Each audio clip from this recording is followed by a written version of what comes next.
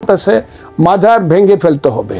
এবং আমি দেখলাম খুব নাম করা একজন মৌলানা সাহেব বলছে শাহজালালের মাজার ভাঙতে পারলে পুরস্কার দেওয়া হবে, এবং তারা চেষ্টা করতেছে শাহজালালের। এটারই কি অংশ? আমরা যে লালন উৎসব দেখতে পাচ্ছি না, আমরা আমি আপনাকে বলি যে কাজ তারা করতেছে, বাঁচতে ইচ্ছা করে না তো। লালনের গান বন্ধ, এদেশে নাটক হইতে পারে না তাদের জন্য, তাদের জন্য কোনো ধরনের যাত্রা গান কিচ্ছু হইতে পারে, কোনো সাংস্কৃতিক অনুষ্ঠান হইতে পারে না, তারা গিয়ে সবাই বাধা দেয়। তারা বলবে তো আমরা তো বাধা দিই না, এটা তৌহিদি জনতা বাধা দেয়। ওই যে মাহফুজ আলম যে কথাটা বইলা হইছে, বিতর্কিত হয়েছে, তৌহিদি জনতা কারা? তৌহিদি জনতা এটা কারা আমরা চিনি না? আমি 64 সনে এই দেশে জন্ম রাজনীতি করছি না, 64 থেকে আমি 61 বছর যাবত এদের সবাইকে চিনি। এরা যখন সুযোগ পায়, আমি আর বলতে চাই না। মানে এই প্রশ্নটি যদি আমিও একটু জনগণের হয়ে জিজ্ঞেস করি, এই তৌহিদি জনতা আসলে কারা? হ্যাঁ, এই তৌহিদি জনতা আসলে কারা? এটা জামাত ইসলামের লোকজন, এরাই তৌহিদি জনতা। যখন হয় তৌহিদি জনতা, আবার যখন ওয়াজ মাহফিলে যায় মৌলানা সাহেব, আবার তারা যখন মিছিলে যায় তখন শিবির, আবার যখন ওই যে ইউটিউব 50,000 ইউটিউবের যে যারা আছে, এদের তো আল্লাহ টাকা পয়সা দিয়েছে, কোত্থেকে আনছে জানি না, সমস্ত এই প্রচার মাধ্যম তো তাদের। ইভেন আমি জানি না, আমার কথাটা আমি আপনাকে বলে ফেলবো, এই কাজটা তারা মাজার ভাঙ্গা। এখন সবচেয়ে দুর্ভাগ্যজনক হলো এখন 7 জন বীর শ্রেষ্ঠ সেটি রক্ষা পায়নি, সেইটাও তাদের হাতে। চার নেতার কথা আমি বললাম, 4 নেতা খুব খারাপ। তো তাজউদ্দিনের মতো খারাপ মানুষ আর হয় না, কারণ মুক্তিযুদ্ধে সে যদি নেতৃত্ব না দিত ঠিক মতো, তাহলে তো মুস্তাকরা পাকিস্তান রেখে দিত। তাই তাজউদ্দিনদের কথা ভেঙে ফেলুক এদের। শেখ মুজিবও খুব খারাপ মানুষ, 6 দফা দিয়ে মানুষে শিখাইছে পিন্ডি না ঢাকা, ঢাকা ঢাকা, পাঞ্জাব না বাংলা, বাংলা। ওই খুব খারাপ মানুষ। আমাদের কত স্বাধীন পাকিস্তান থাকতো, আদমজি হইতো মালিক, আমরা হইতাম কর্মচারী, সেইগুলো আমি বলবো না। কিন্তু মুক্তিযুদ্ধ করিয়া আমরা যে এই দেশটা স্বাধীন করলাম, যার 7 জন হলো বীর শ্রেষ্ঠ, প্রত্যেকেই হলো সামরিক বাহিনীর লোক। আজকে যে সাহেবরা ক্যান্টনমেন্টে বৈশা major general, lieutenant general, general, বাঙালির ছেলে কোনোদিন জেনারেল ছিল না, এরা শহীদ হওয়ার কারণেই হয়েছে। তারা দেখে নাই কেন যে বীর শ্রেষ্ঠদের ভাস্কর্য পৃথিবীতে কোন দেশে ভাস্কর্য নাই?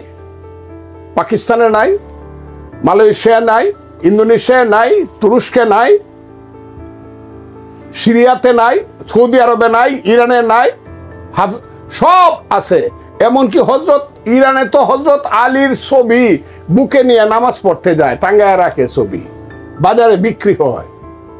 স্কাল্পচার সব জায়গাতে আছে ভাস্কর্য। ভাস্কর্যরে যারা মূর্তি মনে করে, তারা তো জ্ঞান আছে বলে আমার মনে হয় না, বিবেক আছে। তারা হলে কি বলবো, তাদেরকে যদি আমি জঙ্গি বলি তাতে দোষ হবে?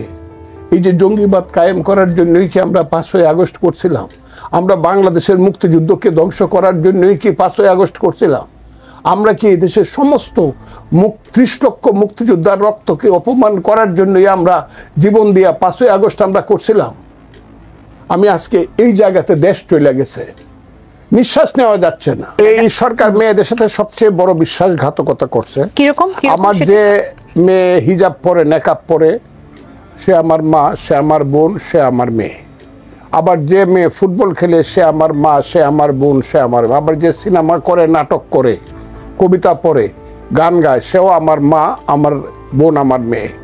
যে কারণে একটা মেয়ে বলছিল, বাবাকে বলে আসছি, আমার যদি লাশ পড়ে হাসিনার পতনের আগে আমার লাশটা তুমি কবর দিও না।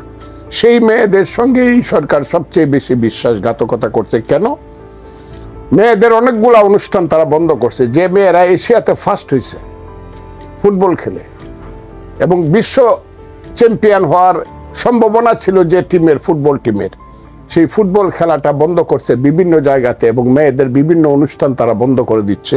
আমি মনে করি এই দেশের আমাদের মায়েরা, মেয়েরা প্রতারিত হয়েছে এদের দ্বারা। সেই কারণে এই সরকারকে তাদের বেলায় মেয়েদের সাথে বিশ্বাসঘাতকতা। শুধু এই কথাটা বলার অপরাধে আমাকে কি বলল মুরতাদ, আমাকে কি বলল ফজলুর রহমান দুজকে যাবে। আমি ওই মৌলানা সাহেবকে খুঁজতেছি যে আমার টিকিটটা উনি কেন আটকাইছে। মায়ের সঠিক সন্তান, আমি কথাটা একবার বলি, মায়ের সঠিক সন্তান যারা, তারা মুক্তিযুদ্ধকে বলতে পারবে না। কারণ মুক্তিযুদ্ধ হলো আমার মায়ের নাম, বাংলাদেশ হলো আমার মায়ের সন্তানের নাম। মুক্তিযুদ্ধের পেট চিরেই বাংলাদেশ, কাজে বাংলাদেশের উপদেষ্টা হব আর মুক্তিযুদ্ধকেও মাকেও স্বীকার করব, তাদেরকে আমি কি বলবো? আমি বাংলা ভাষাটা আর বললাম না, আমি অনেক বাংলা ভাষা এই ভাষাটা আমি বললাম না, তবে তারা ভালো মানুষ নয়, তারা মায়ের সন্তান নয়।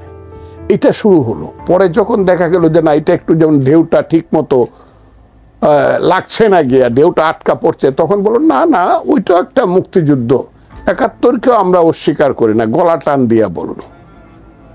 এখন আবার দেখলাম আজকের এক ছেলে, যে ছেলেটি আমি বলবো উনি নেতা এখন, তার নাম বোধহয় নাহিদ, সে বলল যে না না, ওইসব রাজনীতি ইসলামিক, ওই জামাত ইসলামের রাজনীতিগুলো, এইগুলো বস্তা পচা, এগুলো না, আমরা মডার্ন পলিটিক্স করব। এখন আবার আজকে এটা ডানপন্থী না বামপন্থী না মধ্যপন্থী রাজনীতি তারা করতে চায়। ওই তো আগে বলছে ইসলামপন্থী রাজনীতি করবে, হিজবুত তাহরিরের রাজনীতি করবে, আইএস এর রাজনীতি করবে, আগে এইগুলা বলতো।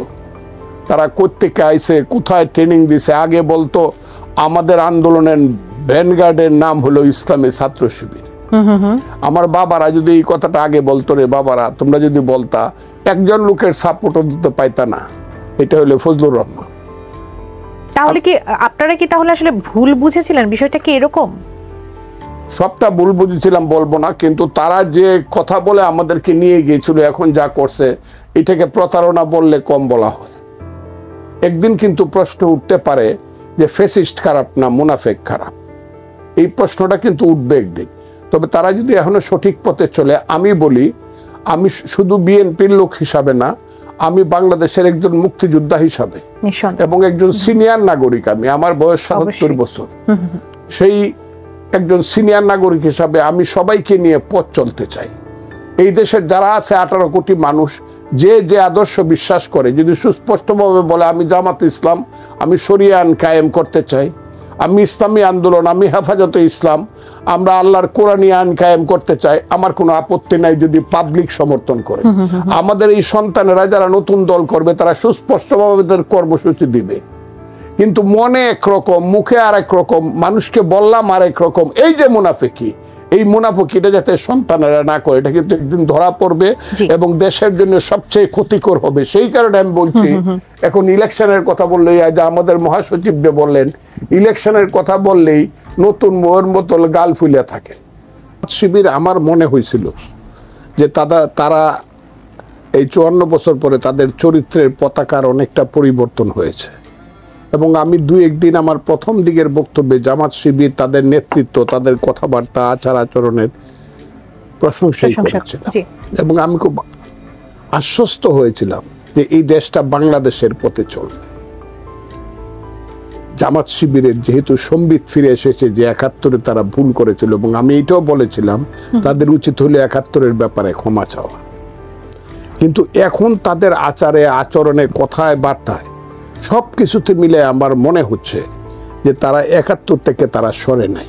৭১-এ যে ভুল তারা করেছিল, সেই ভুলটা পাকিস্তানও কিন্তু তারা চায়নি, জামাতটা কিন্তু পাকিস্তানও চায় না। এরা পাকিস্তানের বিরুদ্ধে ছিল, পাকিস্তান আন্দোলনের, আচ্ছা, বাংলাদেশেরও বিরুদ্ধে ছিল। তাহলে তাদের অবস্থানটা কি আসলে, তারা কি চাচ্ছে? এখন তারা যে জিনিসটা চাচ্ছে সেটা হলো যে একটা অন্ধকারের দিকে দেশকে নিয়ে যাওয়া। আমি বলেছি আজকে দুপুরবেলা একটা বক্তব্যে যে গভীর অন্ধকার হইলে টর্চ লাইট মারলে কিন্তু গভীর অন্ধকারটা বুঝে যায় পরিষ্কার, যে অন্ধকার সরে যায়, কিন্তু কুয়াশা হইলে কিন্তু গাড়ি চালানো যায় না, এটা কিন্তু লাইটে ধরে না। এখন একটা কুয়াশা চলছে, এবং এই কুয়াশার প্রথম এবং প্রধান, এই কুয়াশা কেন দেখতে পাচ্ছেন? মানে কোন বিশেষ কারণে আসলে মনে হচ্ছে যে এই ধরনের কুয়াশা আসলে নেমে এসেছে? দেখতে পাচ্ছি ওই যে মিটিকুলাস, আমি তো ইংরেজিও বুঝি না অত, ওই যে কোথায় যেন একটা ষড়যন্ত্র আছে, কোথায় গভীর একটা ষড়যন্ত্র আছে। ইলেকশন দিলে আমরা যাতে পাশ করি, তালগাছটা যাতে আমার থাকে, বিচার মানি তালগাছটা আমার।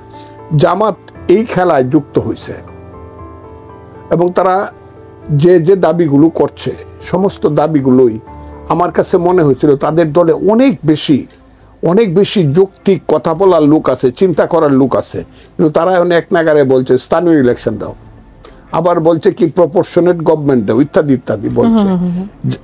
এখন তো তাদের দলের যে অবস্থা বিএনপি সঙ্গে ছিল গত 20 বছর, যাদের ডানার নিচে তাইকে নিজেকে রক্ষা করছে, এবং বেগম খালেদা যে না থাকলে তাদের অস্তিত্বহীন হয়ে যেত, নিজের মার্কা দিয়ে তাদেরকে ইলেকশন করেছে, দুইটা ইলেকশন।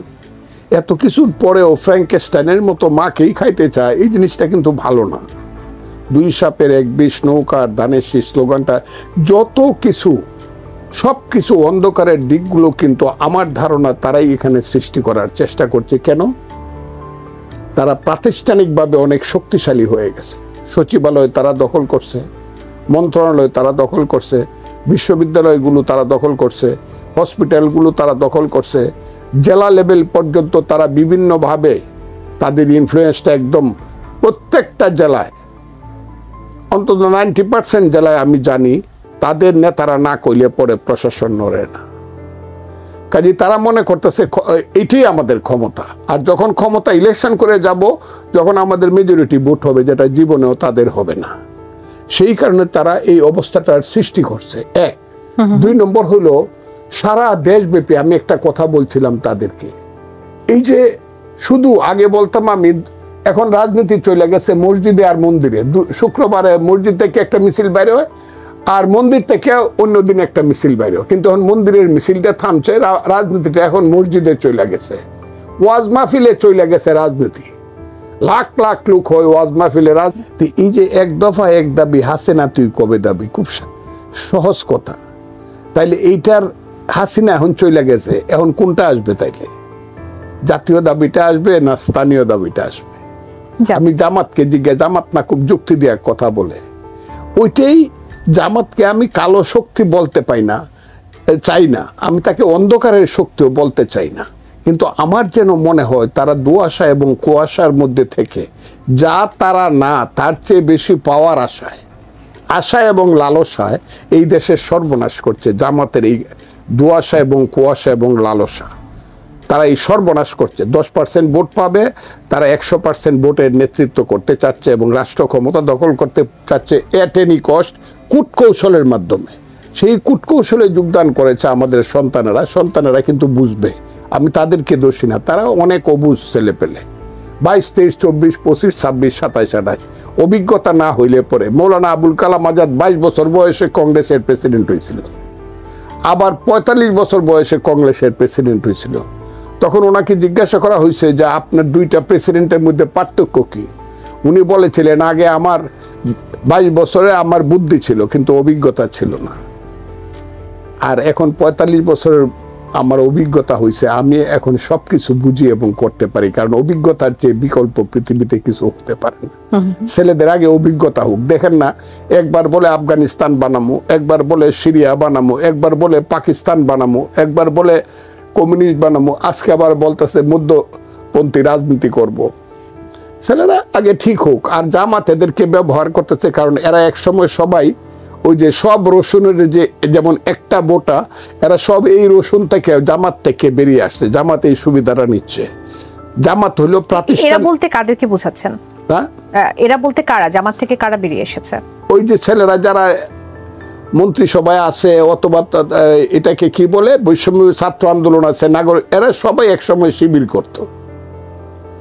এদের ধ্যান ধারণা সব এরকমই, এবং এদের মধ্যে ধ্যান ধারণা দেওয়া হয়েছিল যে মুসলমানরা যারা মুক্তিযুদ্ধ করছে এরা আল্লাহর কাছে ক্ষমা চাইতে হবে, যে কারণে এখনো জামাত শিবিরের সেক্রেটারি সমর্থন করে এবং শিবিরের নেতা পত্রিকাতে লেখে মুসলমানরা আল্লাহর কাছে ক্ষমা চাইতে হবে।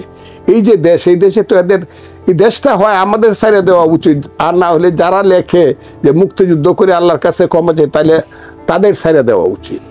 এই যে বাংলাদেশটা আমরা বানাইছি, আমি খুব ক্লিয়ারলি আপনাকে বলি, এই বাংলাদেশে এখন যা হওয়া উচিত সেটা হলো 18 কোটি মানুষের কাছে যাওয়া উচিত।